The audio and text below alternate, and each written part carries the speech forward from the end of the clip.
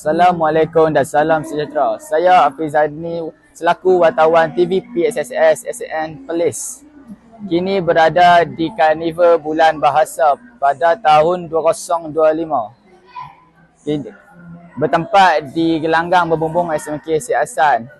Terdapat pelbagai aktiviti yang dijalankan sepanjang hari ini. Sekiranya korang mahu tahu lebih lagi, marilah kita sama-sama saksikan.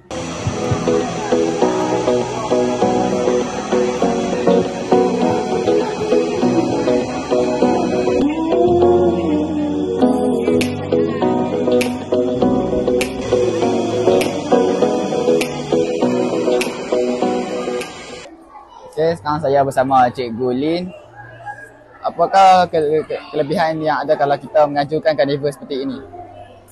Pada pendapat teacher, karnival seperti ini dapat membantu pelajar untuk didedahkan kepada berbagai jenis permainan bahasa. Okay. Pelajar juga dapat meningkatkan ilmu dari segi kosakata dan juga mereka dapat mengeratkan silaturahim antara satu sama lain. Apakah harapan cikgu untuk menambah kebaikan dalam karnival ini? Harapan cikgu ialah karnival ini dapat diteruskan lagi pada tahun depan. Cuma diharapkan dapat dibuat lebih awal supaya semua tingkatan termasuk tingkatan 5 dapat menyertai semua aktiviti dalam karnival ini.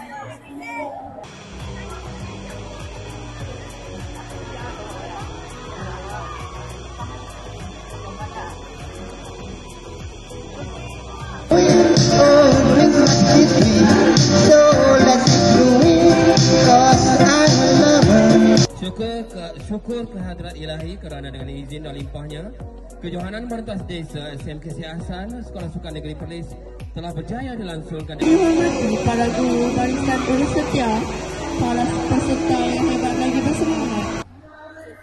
Okey, saya bersama Arjuna. Okey, saya ada beberapa soalan.